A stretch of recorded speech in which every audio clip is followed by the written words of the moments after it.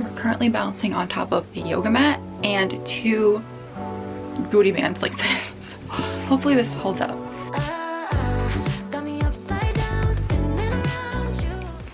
Hello everyone, today's video is going to be a little different. As you can tell, I'm not vlogging. I am sitting in my little corner over here on the floor, and I thought today I would talk about books that I would recommend reading for summer 2025. So let's just get into it. First book that I have behind me, because everything's just behind me, is this book I just finished. I kind of recently just talked about it in my last vlog, which you should go watch. It's called Great Big Beautiful Life by Emily Henry. It's really good. I honestly finished it in like a week. It's a newer book. Like, she just came out with it like I think a month ago or so, but I finished it in like a week. It's so good. Such an easy read. If you read Emily Henry before, you know all her books are kind of summer themed, like somewhere beach house. Like they're just that's the typical setting for her books, which is great for summer, and they're just super easy to read, super enjoyable, fun characters.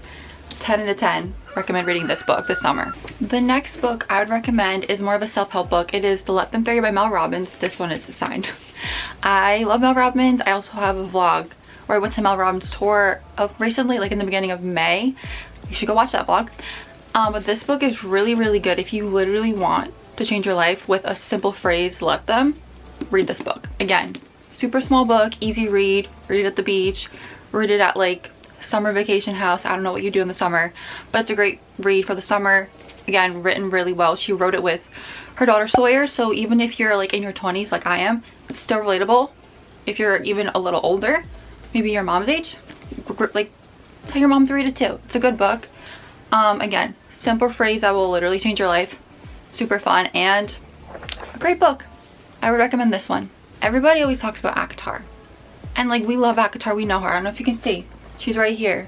Love, would die for ACOTAR. The series is phenomenal. But nobody talks about Throne of Glass series enough. I finished this series in like March this year. I finished it, and I started maybe summer last year after I finished ACOTAR. And this series is phenomenal. I feel like it's very underrated. Everybody talks about ACOTAR for understandable reasons, but this series is so phenomenal. Sarah J Maas is my favorite author, honestly. Unless somebody has another recommendation, then please recommend me, but Sarah J Maas is phenomenal. This whole series, it's an 8-book series, which is very daunting, and it's scary to read 8 books, especially when the last one is like, I don't know if you can see, but it's this guy right here. It's like almost 1,000 pages, which is a hefty book, but it's super great. You will literally be fully immersed into the world of Sarah J Maas, into the world and the fantasy world of this book series. The characters are great, the plots, twists and turns, everything about this series is addictive, and it's so good.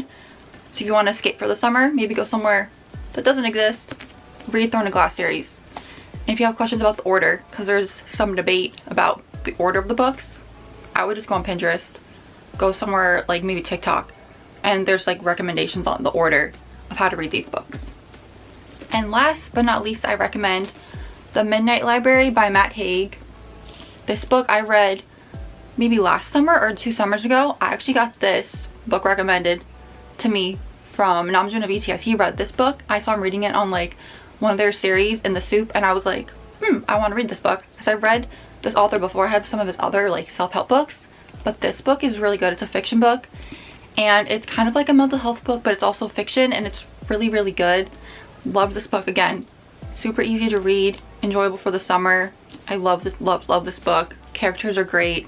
I don't know what to say. Matt Haig is a really good writer. I do need to read more of his books, but I would recommend reading The Midnight Library.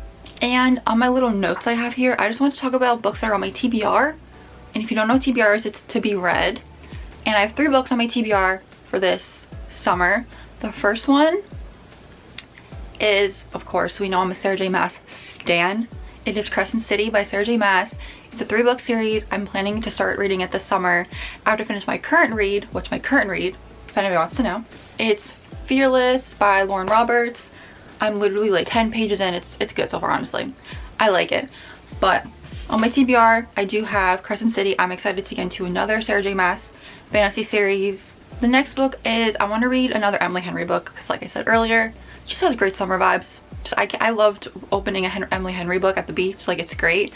And I either want to, I think, read Book Lovers, and she has another one that I want to read that I haven't read yet. Can't remember the name right now, but I do want to read another Emily Henry book this summer. And then the last book on my TBR is Atmosphere by Taylor Jenkins Reid. I've read one of her books previously. It was Daisy Jones and the Six.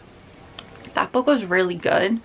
I did not expect the ending to be the way it was, but it was very good, very immersive. But I heard that her new book, Atmosphere, is super good, and I have not read enough of her stuff. I also heard Malibu Rising was good. Didn't read that.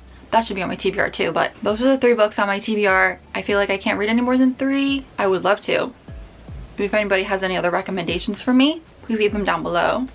I'm open to really read anything. I think I give a lot of fiction, self-help, and like kind of rom-com and fantasy vibes here. Like I love fiction a lot, but I'm honestly open to read anything. I love reading. I would rather be reading than be on my phone. And I do want to recommend some honorable mentions that I read a while ago, but they are books I have reread or that I just really enjoyed reading. So first honorable mention is You Will Get Through This Tonight by Dan Howell. I'm not gonna lie, Dan and Phil did sign this copy, not to flex on everybody, but I have read this book, I kid you not, like 5 times. Did you hear that, Dan? I read this book 5 times. He's not watching this, but if he is, I did read this 5 times. I love this book and I'll probably read it again another 5 times, because anytime I'm kind of having a little bit of a mentee B and I like just don't know what else to do, I've tried all the other things, all the other techniques, the deep breaths, the yoga, the walks, I've tried everything, and I feel like kind of a little lost, I will go to this book and it'll be like, oh yeah, it'll remind me that these are the things that I can do like right now, and they help relieve some of the little craziness that's going on in my brain. This book is really good. It's not really a book, I mean, I've read it front to back 5 times, but it's a book that you can just pick up and like see. You can see I literally dog-eared this page. They can just go to and be like, dog-eared another page. You can just go to and like refer to it in times of need, or you can just skip through it. It's a great book. I've literally dog-eared so many pages. It's a good book. It's not really a book that you have to read front to back. It's a book where you can just go back and forth into random pages, but if you do want to read it front to back, I do recommend it. It's a really good book. Again, easy to follow. Great for anybody that just wants to read about mental health and maybe make their mental health a little bit better. To recommend this book. And the last honorable mention. We know I had to bring her up. I had to. If you know who I am, you know I love BTS. So you know, I had to recommend Beyond the Story. I again read this, I think last summer, the summer before, I don't know, whenever it came out. I don't remember. My BTS knowledge is infinite, truly.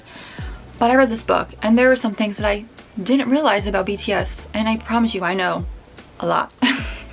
Most of this brain is just BTS, I'm not gonna lie. But this book did have plenty of things I didn't know. It's a hefty book, I'm not gonna lie. How many pages is this bad boy?